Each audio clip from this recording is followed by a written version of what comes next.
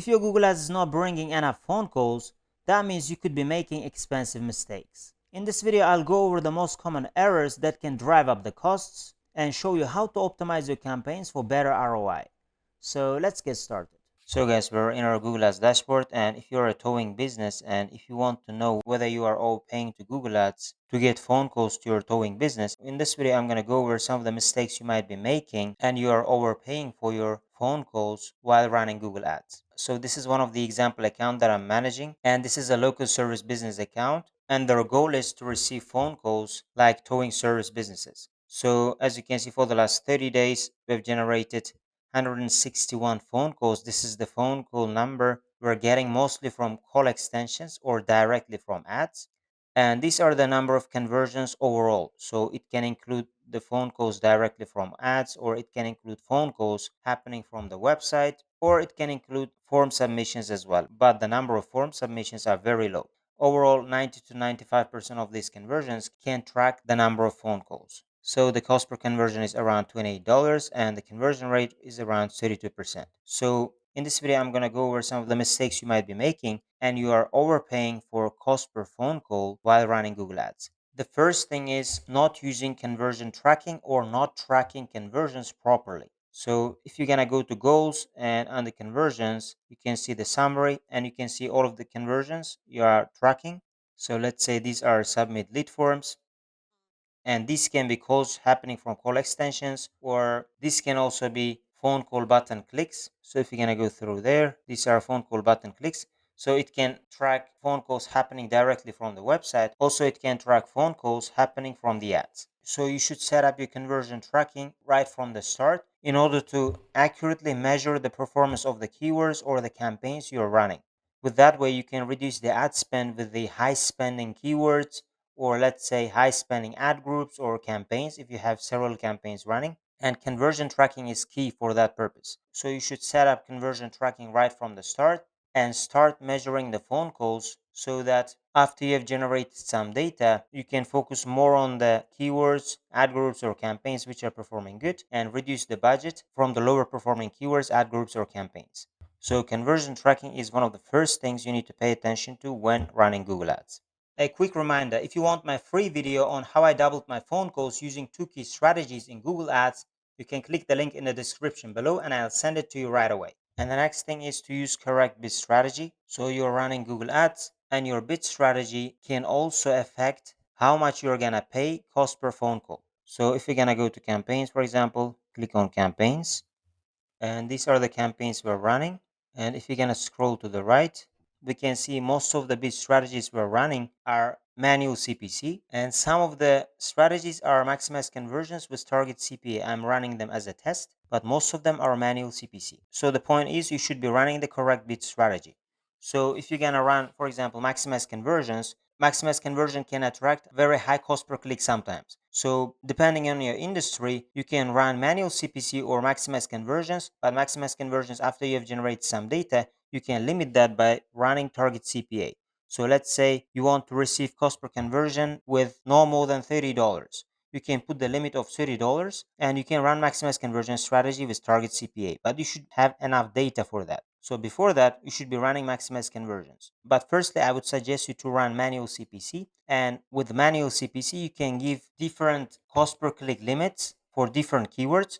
For example, certain keywords can perform much better than other keywords. So you can give more opportunity to those kind of keywords and you can increase their bids and you can get more phone calls with those kind of keywords. And for certain keywords, the cost per phone calls can be very expensive. So for those kind of keywords, you might limit their performance and their search volume, and you need to reduce your spend for those kind of keywords. So choosing the right correct bid strategy can save you a lot of money. I saw some of the accounts, for example, running maximize clicks. Maximize clicks gives equal opportunity for all kinds of keywords. So for example, if you're gonna put the limit of cost per click, let's say $7, that means all of the keywords are gonna bid $7 regardless of their performance. Instead, you should be giving, let's say, for certain keywords, $10, which are performing really good, and for certain keywords, which are performing really poor, after you get some data, you need to slowly reduce their cost per click limit. But with maximize clicks, you cannot do that. And that's why I would suggest you to run manual CPC for some time. And after you've generated some data, you can keep using manual CPC if the performance is good. But if you want to improve the performance even more, for example, let's say you think maximize conversions can bring or improve the performance even more, you can try running maximize conversions, and you can try running maximize conversions with target CPA. So let's say your cost per conversion in the towing industry, $25 or $27 cost per phone call. You can run maximize conversions with the target CPA of around, let's say, $27. You can do that, but you should do that after you've generated some data. But up to that point, I would suggest you to run manual CPC. I would not suggest you to run maximize clicks or maximize conversions. So choosing the correct bid strategy from the start can also make a big difference. And if you're going to choose the correct bid strategy from the start, you can save a lot of budget and you can keep your cost per phone call numbers lower. And the next thing is to limit your budget. So for example, you should not bid very high. For example, we're running, let's say for certain days, we can spend $300, $400, but we know already our cost per conversions are better. But if you have start your campaigns and you don't know yet how much is your cost per phone call, let's say you should start with $50 a day. And if you are consistently getting, let's say $25 or $30 cost per phone call, you should slowly increase the budget. But I would not suggest you to run $100 or $200 budget right from the start. You can only run $100 and $200 budget right from the start if you have set limitations at the keyword level. So if you have put the limitations at the keyword level, let's say you are not paying more than certain amount cost per click. In that case, you can run $100 to $100 budget. But if you haven't put that kind of limit, I would not suggest you to run campaigns, let's say $200 per day, because Google Ads can spend your budget really quickly and may not generate phone calls with a good cost per phone call limit. And you may not be able to generate cost per phone calls at the reasonable price where you can make profit while running Google Ads. So try to limit your budget at the start if you haven't put any limitations at the keyword level. But if you have put the limitations at the keyword level, you can start with a higher budget. And the next thing or the next mistake you could be making that would be generating a higher cost per phone call is you are not targeting very high intent keywords. So keywords can be at different levels. So for example, you are running a keyword of towing services. Towing services can attract different kind of users with different intentions. So for example, they might be looking for information. At the same time, they might be your potential client. So you can attract users with mixed intent. Instead of doing that, you can attract very high quality customers. So you can target the keywords like towing services near me. So most probably who is using these search terms on Google, they are looking for services like yours. So targeting the right keyword and very high intent keyword can help you to reduce your ad spend, and your ad spend can be used to attract higher quality customers. And at the same time, you may save a lot of budget and not waste money on some kind of generic search terms. So targeting the higher quality keywords or higher intent keywords can save you a lot of money. At the same time, they can bring you higher quality phone calls. And the next thing is related to the previous mistake. You should be choosing the correct match type. For certain locations, you can run phrase match without any problem. But for certain locations, it is recommended to run exact match keywords. But I saw some of the local service accounts, they're even running broad match keywords, which means they might be wasting their budget. And broad match keywords can waste a lot of your budget, and that is one of the biggest reasons why you might be overpaying to receive phone calls. So first, I would not recommend you to use broad match. And the second thing, you can use phrase match, or depending on your location, you may not use phrase match as well. So you should try to run phrase match and exact match for certain periods of time. And let's say after you've generated some data, you can see whether phrase matches are attracting lots of brand terms. If they're not attracting lots of brand terms, and sometimes they might be attracting certain brand terms, you may add those brand terms as negative, and you can keep running phrase matches as well, because phrase matches can cost a little cheaper compared to exact match, and exact matches can be a little bit costly, but the quality of the search terms you can get with exact match can be higher quality. So I would suggest you to run phrase match and exact match. But if phrase match in your location can attract certain brand terms, and it can attract also unrelated terms, then you can either pause phrase matches, or you should be adding lots of industry related negative keywords, or you should be adding your competitor names. And with that way, you can keep running phrase matches, or you can pause phrase matches and only run exact match keywords. And the next thing is you should be adding negative keywords. So negative keywords can be added right from the start, or they can be added after you've generated some data. So let me show you how to do that with an example account. So once we're here, you're gonna go to tools, and under planning, you're gonna go to keyword planner, and after that, click on discover new keywords. So after you are here, you're gonna type the industry related keyword. So we would use towing service near me, and after that, click on get results. And as you can see, this is for whole United States, and we need to choose a specific location. So let's say, as an example, we're gonna choose New York City, and we're gonna remove countrywide targeting and click on save.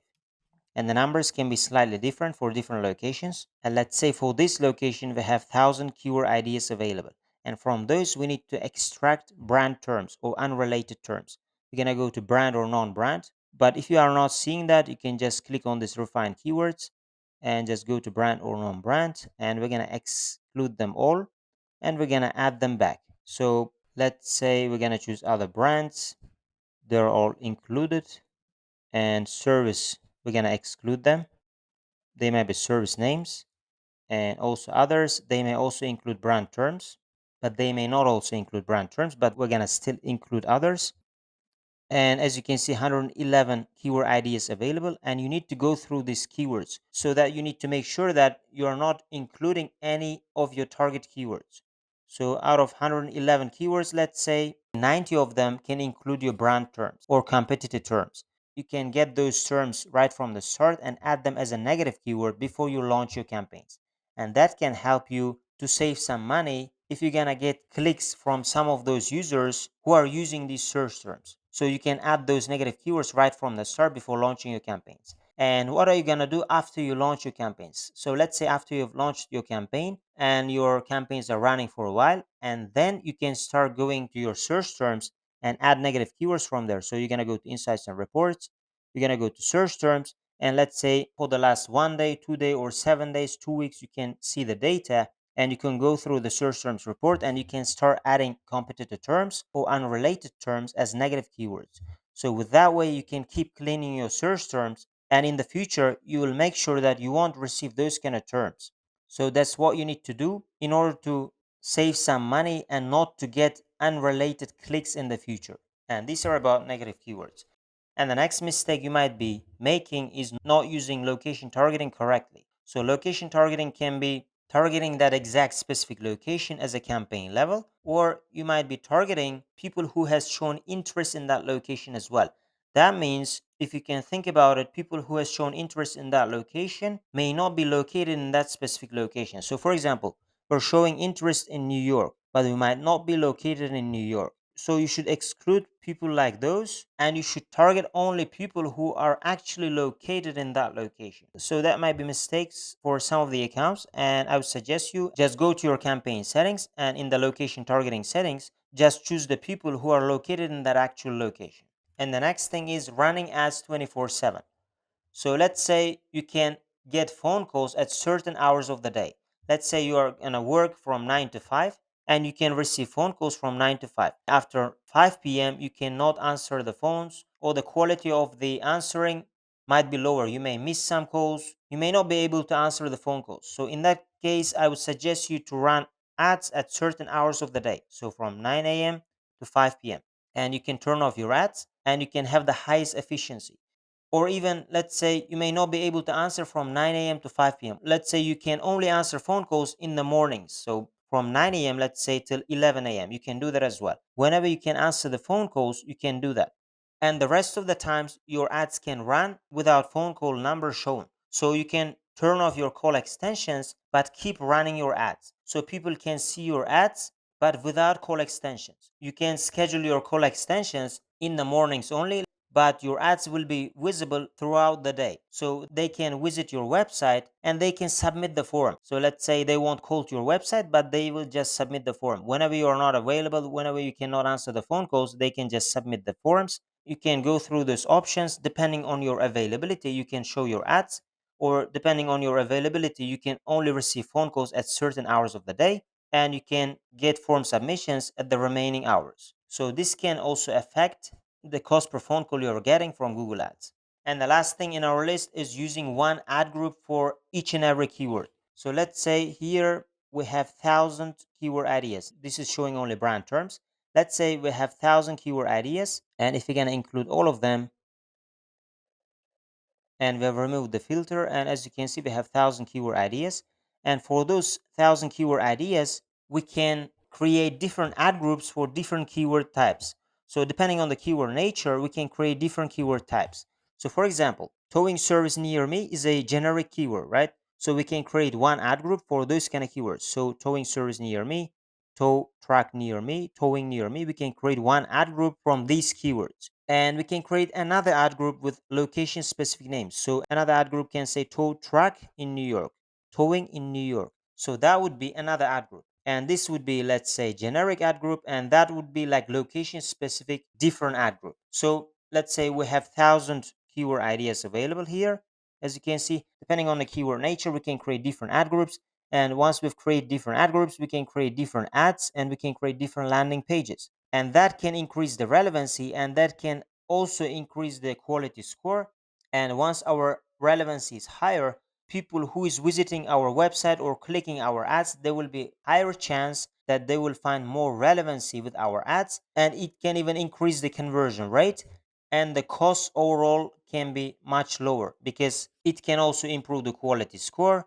And once people click on the ad and see the exact same words they have searched on Google, even on your landing page, they can call to your business, and the conversion rate with those phone calls can be much higher. So you should try to increase the relevancy of your campaigns by creating different ad groups, and those ad groups can have customized ads and customized landing pages, and it can help to increase the quality of your campaigns. So these are some of the mistakes you could be making, and they could be increasing the cost per phone call you are getting from Google Ads for your towing business. So again, if you guys want to know how I doubled the number of phone calls by using two key strategies in Google Ads, you can click the link in the description below, and I'll send that video of how I did that right away. Or if you guys want me to generate phone calls to your business by using Google Ads, you can contact me as well by visiting my website. Otherwise, thank you guys for watching this video, and see you guys in my other videos.